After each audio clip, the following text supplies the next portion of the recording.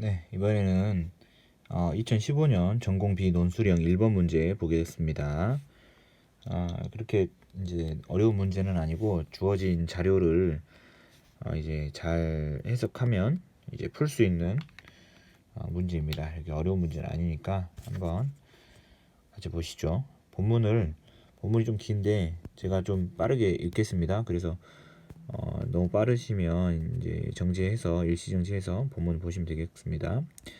다음은 팽창우주의 특성에 관한 연구를 정리한 것이다. 자, 그래가지고 1번 글이 있고 2번 글이 있습니다. 자, 1번 글. 우주의 진화 양상은 우주의 구성 요소에 의하여 결정된다. 우주는 오랫동안 빛과 물질로만 구성된 것으로 여겨졌고 1929년에는 허블에 의하여 우주가 팽창하고 있다는 개념이 정립되었다. 이러한 생각들을 전제로 하면 우주는 물질 사이의 인력에 의하여 감속 팽창을 하게 된다. 하지만 우주가 빛과 물질로만 이루어졌다고 생각하기 어려운 관측적 정황들이 드러나면서 가속 팽창에 대한 논의가 시작되었으며 가속 팽창의 원인으로 암흑 에너지의 존재가 부각되었다. 1990년대 중반에 이르러 팔뮤터, 리스, 슈미트 등은 1A형 초신성의 관측을 통해 우주가 현재 가속 팽창을 하고 있다는 결정적인 증거를 발견하였다. 이를 토대로 최근 천문학자들은 우주 탄생 이후 약 70억 년 동안 감속 팽창을 하였고 그 이후에는 가속 팽창을 한다는 것을 받아들이고 있다. 자, 2번 글. 다음은 우주의 구성 요소가 서로 다른 세 가지 우주 모형이다 해가지고 모형 1은 가속 팽창 우주, 모형 2는 열린 우주, 모형 3은 평탄 우주 이렇게 돼 있고요. 자, 그림 가는 지금 이 밑에 있는 이제 그림 갑니다. 요 그림가는 1A형 초신성들의 적색이동과 거리지수를 관측하여 세 가지 우주 모형 곡선과 비교한 것으로 이 결과는 모형 1에 가장 잘 부합한다. 그림 나는 위의 세 가지 우주 모형을 시간과 거리 척도 사이의 관계에 따라 세 개의 곡선 A, B, C로 나타낸 것이다 라고 해가지고 그림 나는 이제 여기 있는 그림입니다. 여기 있는 그림. 자, 거리지수는 광원에서 방출된 빛이 관측자에게 도달하는 시간이 길어질수록 커진다. 그리고 Z가 동일한 광원의 경우라도 우주 모형에 따라 방출된 빛이 현재의 관측자에게 도달하는 시간이 차이가 나기 때문에 모형별로 거리지수가 또 달라진다 라고 되어 있습니다. 팽창우주의 특성과 관련하여 다음 항목에 따라 논술하시오. 자, 항목 Z와 거리척도 R의 관계를 그림 나에 적용하여 Z가 0.86인 1A형 초신성에서 방출된 빛이 관측자에게 도달하는 시간의 길이와 이 초신성의 거리지수가 세 가지 우주 모형에 따라 어떻게 달라지는지 설명하고 그림 가의 모형 2에 해당하는 시간 거리척도 관계는 그림 나에서 어떤 곡선인지 쓸 것. 자, 이거부터 먼저 해보겠습니다. 자, 지금 1A형 초신성이 Z값이 0.86이라고 했어요. 그러면 이제 그림 가에서 0.86이니까 한 0.8, 0.86이니까 0.8이고 여기가 0.9죠. 그리고 여기 1.0이니까요. 그럼 0.86이면 여기가 0.85가 되는 거니까 여기 살짝 뒤다 이 말인 거예요. 그러면 이때의 거리 척도는 거리 지수를 보면 모형 1에서 거리 지수가 크고 모형 2, 모형 3으로 갈수록 거리 지수가 작아지는 겁니다.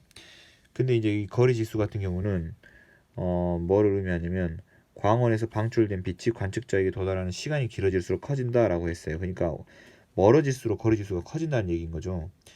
자, 그러면 이제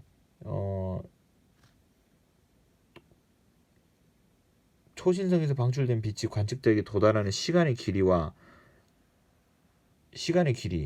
이 초신성의 거리 지수가 세 가지 우주 모형에 따라 어떻게 달라지는지 설명하고 라고 되어 있는데 시간의 길이 그리고 거리 지수 이건데요. 이제 이 세 가지 우주 모형은 지금 모형 1, 모형 2, 모형 3 중에 하나입니다. 우주 모형은.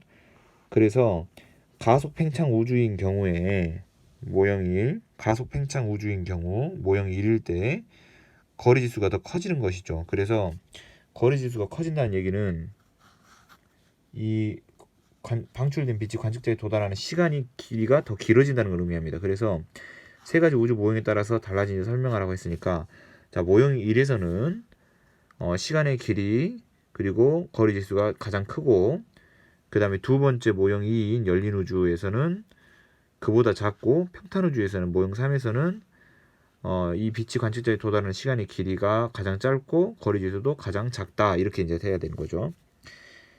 자, 그 다음에 그림 가의 모형 2에 해당하는 것은 그림 나에서 어떤 곡선인지 쓰라고 했는데, 이게 지금 거리 척도 같은 경우가 이제 그 가속 팽창 같은 경우는 점점 더 이렇게 나중으로 갈수록 빠르게 이렇게 팽창한다는 거니까요. 여기서 말하는 모형 1 가속 팽창 우주, 모형 1 가속 팽창 우주는 지금 A에 해당됩니다. 그 다음에 이제 열린 우주는 B에 해당되고, 평탄 우주 모형 3은 C에 해당됩니다. 그래서 모형 2에 해당되는 것을 나에서 어떤 곡선이냐면 B다, 이렇게 이제 쓰면 되겠죠. 자, 그래서 그렇게 정리하시면 되고, 그 다음 두 번째 항목, 그림 가의 모형 1에 해당하는, 그림 가의 모형 1에 해당하는 이란 말은 지금 요거 가속 팽창 우주를 말하는 거죠. 시간 거리 척도의 관계는 그림 나에서 어떤 곡선이냐, A다, 이렇게 써야 되고요. 그 곡선이 보여주는 특성을 기술해라 라고 되어 있는데, 자, 일단 A다 라고 해가지고 지금 나중으로 갈수록, 미래로 갈수록 거리 척도가 더 빠르게 멀어진다, 빠르게 증가한다. 그래서 빠르게 멀어지는 것으로 봐서 가속 팽창 우주다 라고 이제 하는 것이고, 이제 그 곡선이 보여주는 특징을 기술해라 라고 했는데, 이렇게 팽창 속도가 이제 증가하는 것은 뭐 때문에 그러냐, 이제 요 내용을 좀 쓰면 어쩔까 했습니다. 암흑 에너지 얘기입니다. 그래서 이 진공에서 발생하는 이런 암흑 에너지 때문에 팽창 속도가 점차 증가해서 더 빠른 속도로 팽창이 된다, 이렇게 이제 설명하는 것이죠. 그래서 특징은 뭐 새로운 내용보다는 그냥 본문에 있는 내용을 저는 쓰면 좋겠다고 판단했습니다.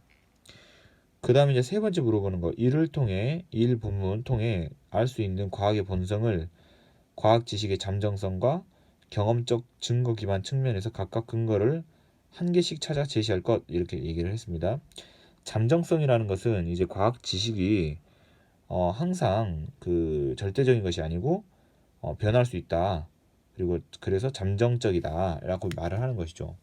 가변적이라는 거, 가변성이 있다는 거, 뭐 그런 내용들과 좀 일맥상통한 내용이죠. 잠정성이라는 얘기. 그리고 그다음에 경험적 증거 기반이란 말은 관찰, 관측을 통해서 검증할 수 있다는 얘기인 거죠. 그래서 그 관찰이나 관측에 의해서 이게 증거를 갖는 것에 기반한다, 이제 이런 얘기입니다.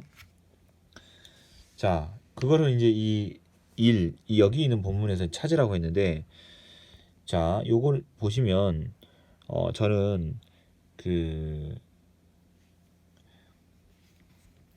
내용들 중에서요, 이 부분을 이제 저는 골랐습니다.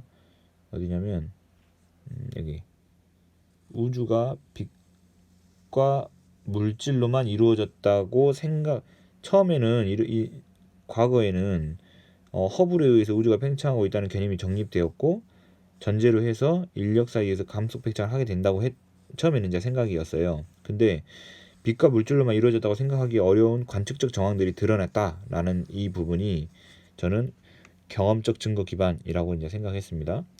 그래서 우주가 빛과 물질로만 이루어졌다고 생각하기 어려운 관측적 정황들이 드러나면서 가속 팽창에 대한 논의가 시작되었다라고 하는 부분을 저는 경험적 증거 기반이라고 생각했고, 이러한 관측적 정황들에 의해서 나중에는 결국, 그리고 이제 펠뮤터, 리스, 슈미트에 의해서 가속 팽창하고 있다는 결정적 증거를 발견해가지고, 이를 토대로 최근 천문학자들은 우주 탄생 이후 70년 동안 감속 팽창을 하였고, 그 이유는 가속 팽창하는 걸 받아들이고 있다라고 했죠. 그래서 이 부분, 맨 마지막 이 문장, 이 부분이 잠정성이라고 저는 생각을 했습니다. 그래서 원래는 이 허블 우주의 우주관이 있었는데, 나중에는 이 가속 팽창한다는 70년 동안은 감속 팽창했고, 그 이유는 가속 팽창을 한다는 이 내용으로 이제 새롭게 바뀐 것이라서 과학 지식이 절대적 진리가 아니라 잠정성, 가변성을 가진다, 이렇게 이제 판단할 수 있다는 것이죠. 그래서 저는 이 내용을 잠정성의 근거, 그 다음에 빛과 물질로만 이루어졌다고 생각하기 어려운 관측적 정황들이 드러나면서 가속 팽창에 대한 논의가 시작되었다 하는 것이 저는 경험적 증거 기반이라고 저는 해설했습니다. 자, 이렇게 쓰시면 되겠죠. 이제 논술형 문제였어서 이제 그렇게 내용적으로 어렵다기보다 얼마만큼 논술 구조로 잘 풀어내느냐, 그래서 서론, 본론, 결론 이런 식으로 풀어내느냐 하는 것이 좀 좀 주안점이었던 문제지 않았나 이렇게 이제 생각해 볼 수 있겠습니다. 그래서 과결은 문제까지 같이 봤습니다. 이상입니다.